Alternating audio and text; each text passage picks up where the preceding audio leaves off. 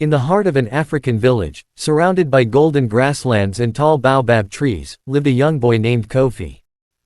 Kofi was known for his kindness and honesty, qualities his late father had always taught him to cherish.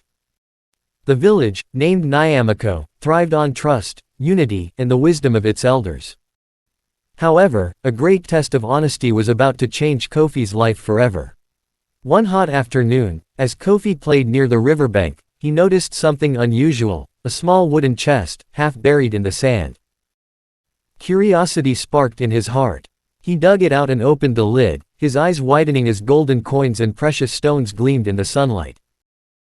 His heart pounded. This must belong to someone, Kofi thought. But who? He knew that taking the treasure for himself would be wrong. He had been taught that honesty was more valuable than gold. He decided to take the chest to Chief Kwame, the wise and respected leader of the village.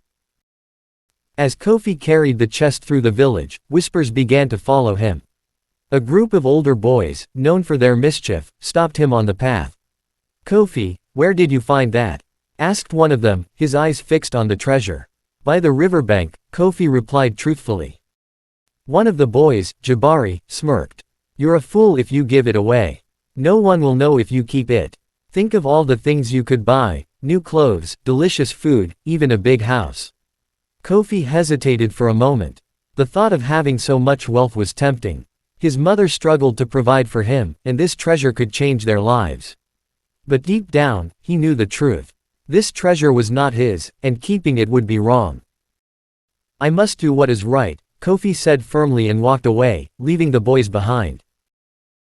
When Kofi reached Chief Kwame's hut, the chief was speaking with the village elders. The old man's eyes twinkled with wisdom as he listened to Kofi's story. "You have done well, Kofi," the chief said.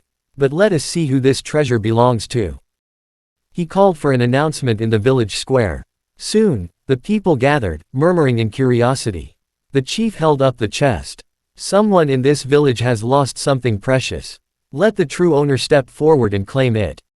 A hush fell over the crowd. Then, an old merchant, Nana Tunda, stepped forward, leaning on his wooden staff. "That chest belongs to me," he said. "I lost it while crossing the river days ago. I thought it was gone forever." The chief turned to Kofi. "And what do you say, boy? You found the treasure. You could have kept it, yet you brought it here. Why?" Kofi took a deep breath. "Because it was the right thing to do," he answered. Nana Tunda smiled warmly. "You are an honest boy, Kofi. And for your honesty, I will reward you." The old merchant handed Kofi a small pouch filled with coins. "This is for your mother, so she does not struggle anymore." But the greatest reward came from Chief Kwame.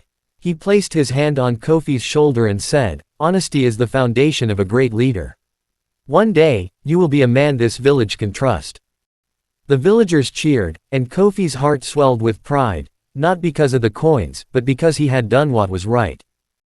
And so, Kofi's honesty not only earned him respect but also became a lesson for all. Integrity is more precious than gold.